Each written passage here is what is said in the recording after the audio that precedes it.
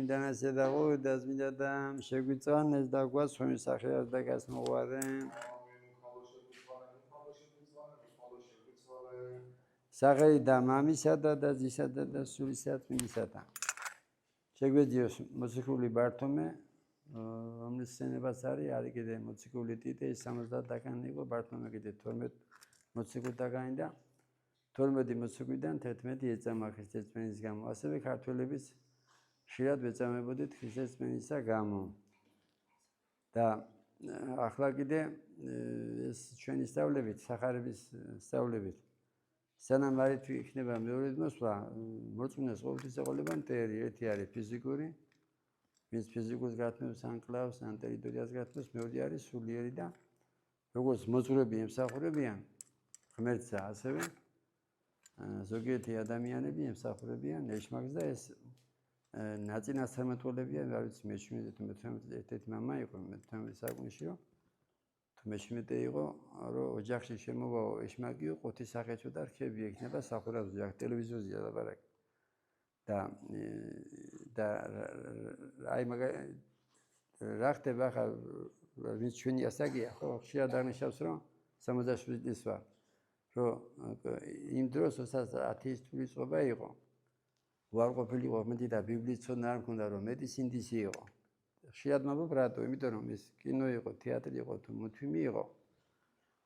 თემა იყო სამშობლოს სიყვარული, მაია წერტელი იყო, თუ სააკაძე იყო, თუ სხვა. და თუ კიდე შეამოწმეთ, არის ასეთი ქართული არხი, სადაც გადის ის ფილმები, რომელიც გადიოდა საბჭოთა კავშირის დროს. ეს რუსულია თუ ქართულია შეიძლება ასჯერ უყურო. იქ ვერ ნახავთ სიტყვაობას და არ არის ცოდვის რეკლამა და ეს 30 წელია, რაც დემოკრატია ქვია, დემოკრატიული საქართველოში. რა ხდება? 1-4 არხია ესეთი, რომლებიც რეკლამას უყენებს სიტყვამ, ბოშებას, სიტყვაობას, ცოდვებს. ეს ეგავლინას ახდენს. აი თუ კიდე ეს თურქული სერიალები ავიღოთ. იქ რა ხდება? მე ახლა წინამძღვარი კი ვარ, მაგრამ ხშირად მიდივარ სტუმრად და მაინტერესებს, აბა რას უყურებენ და ბევრი ჩემი ასაკი უყურებს ამ თურქულ სერიალებს, სადაც უმეტეს სერიალებში არის ინტრიგები, არის ფეხის დადება, სიძულვილი, სისასტიკე და შენ ახლა ჩემი ასაკი არ შეიცვლება თავისი გაგებით, მაგრამ შვილი და შვილი არის ცარიელი გასეთა და ამიტომ არასწორია თუ უყურებ. მადლობა ამასო, თუ მოწმუნე ხარ, ჩვენი საშუალება გააქვს. ეს ინტერნეტი იქნება, თუ ტელევიზორი იქნება, არის საეკლესიო არხია, რადიოშიც არის. მანქანაშიც ხარ 105 საეკლესიო არხია. და მე ბავშვები არიან. ასწავლებაში ამბობენ ისეთ რაღაცებს, რომ არასწორი ფილმია თუ არასწორი გადაცემა უყურებენ და ამიტომ შუბლები რო ვართ, და გავაკონტროლოთ, რას უყურებენ ჩვენი შვილები და შვილიშვილები. ხშირად ვამბობ, რომ ესეთი მუთმებია, რომ მე ფსიქიატრთან ბავშვი მისაღვანი და ზოგი დედა კიდე თუნ ბავშვი რო რეცხავს და ოჯახურ საქმეებს აკეთებს, მისცემს ამ ინტერნეტს რო და ამ დროს არ უყურებს, რას უყურებს მისი ბავშვი და კარგსაც რო უყუროს, ექიმებისგან მაქვს სტადია წაკითხული, რომ მოხვედრეთ ჩვენ ქონებაზე. 1 საათზე მეტი, 9 საათი, აი 1 საათ ნახევარი. მაგრამ როცა პატარა ბავშვია, რა თუნდა ეს 9 საათზე მეტი. და ესეც უნდა გააკონტროლო, რას უყურებს.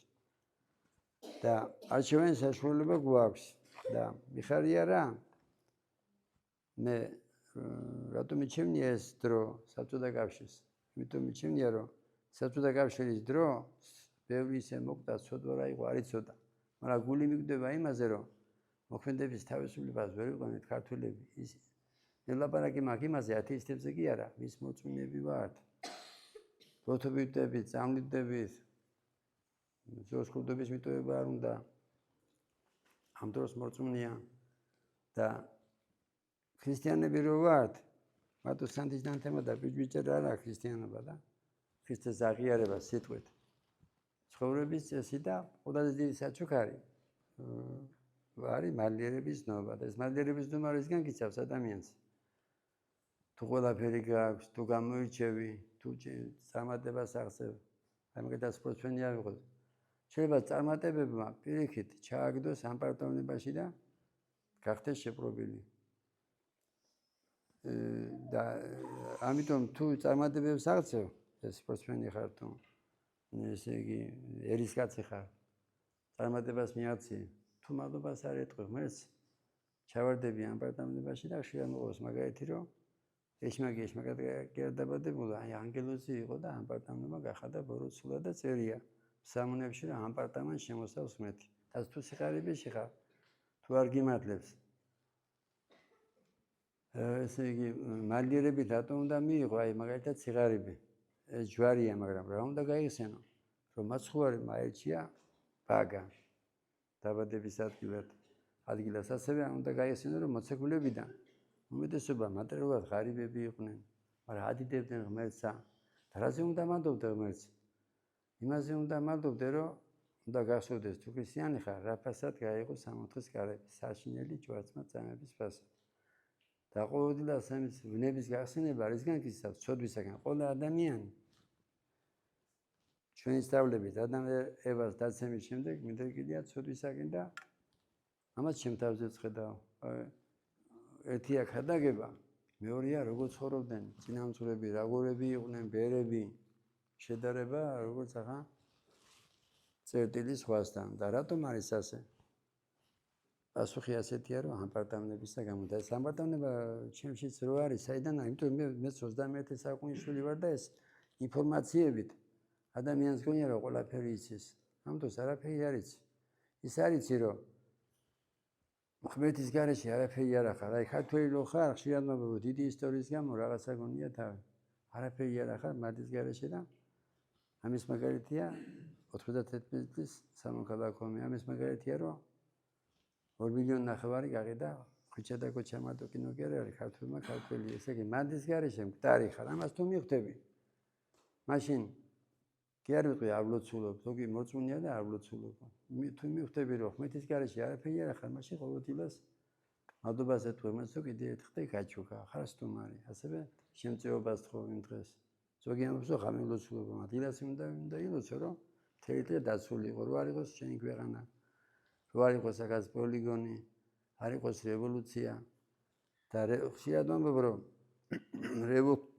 ყველა რევოლუციის თავი არის ეშმაკი აი და რატო გარბოდა ჩვენი წინაპარი ევროპაში ის წინაპრები რატო ეძიებდნენ დახმარებას რატო თხოვდნენ იმიტომ რომ ფიზიკურად ხოცავდნენ ირანელი და თურქები და ლეკები დაღესტნელები დაცემდნენ ბავშვებს და ფიზიკური დაცვისა გამო და იმდროს ევროპა რა იყო როცა გარბოდა სუხან-საბა ან სხვები იყო ქრისტიანული ახლა კიდე რა არის ქრისტეს მოღალატეა თავისი კანონით აქ ლაპარაკია იმაზე კი არ არის რომ ფრანგი ესპანელი და გერმანელი და იტალიელია მოღალატე კანონითაა მოღალატე იმიტომ რომ იმ ქვეყნებში 10 ქვეყანაა თუ 20 ქვეყანაა დაკანონებული არასწორი ქორწინება და ეს ამბობენ ეს ინკაზალებს თან ეცინება და ეღიმება და გაიგეთ საბერძნეთი მაგალითია იმისა რა თავისუფლება ევროკავშირი ქვეყანა სადაც ქვეშია თოიმს და არასწორი ქორწინება დააკანონებენ და იმის ეღიმებით პასუხს გეტყვით რომ ჩემი არჩევანი რო იყოს მიჩვენია ბავშვი მომიგდეს ჩემი შვილი თუ იქნება მე ორი კაცის ხელში გაიზარდოს ან ორი ქალის ხელში გაიზარდოს და გერმანიაში მიდის ლაპარაკი იმაზე რომ დედა ამოიღო ხმარებიდან იმიტომ რომ თურმე ეს ოჯახები ჩაგრება სადაც ორი კაცია მშობელი და ორი ქალია მშობელი ამაზე იფიქრეთ მარტო ფულს კი არ უყურო და ეს ფულის აღარ გექნებათ თუ უყურებთ ამერიკა ევროპას და თუ არ შეხედავთ ღმერთსა მივიღებთ ფიზიკურ განადგურებას იმიტომ რომ წერია ეს სახარებაში განეშორები უღალატებ ღმერთსა იშვება ან ცუნამი ან მიწისძვრა ან ფიზიკური განადგურება არა იმიტომ რომ ღმერთს არ უყვარს ქართველები შეიძლება მოხდეს კიდევ ერთხელ დარტყმა ფიზიკური შეხება და ფიზიკურმა შეხებამ რა გააკეთა მე რო სოხუმელი ვარ რამდენი მოძღვარი გახადა რამდენი მოწუნე გახადა ამ ფიზიკური შეხების გარეშე კიდევ ვიმეორებ ქართველი კაცი ხდება ლოტები და წამლით და ღმერთმა გამომაჯოს ყველა იმას დედა იქნება თუ ცოლი იქნება თუ ვინც არის საზღვარგარეთ ვინც ეხმარება თავის ოჯახის წევრებს მაგრამ შე რომ შრომის უნარიანი ხარ და უყურებ და შენ არაფერს არ აკეთებ რა ეს ხო საშინელებაა ეს ვინც არ მუშაობს არ ჭამს წერია სახარებაში პავლე მოციქულიდან მოდის. ღმერთმა მოგცეს ცოცხალი რწმენა, არა მარტო ენით, არამედ გულით, სულით, ცხოვრების წესით. ჩვენთან არის ღმერთი.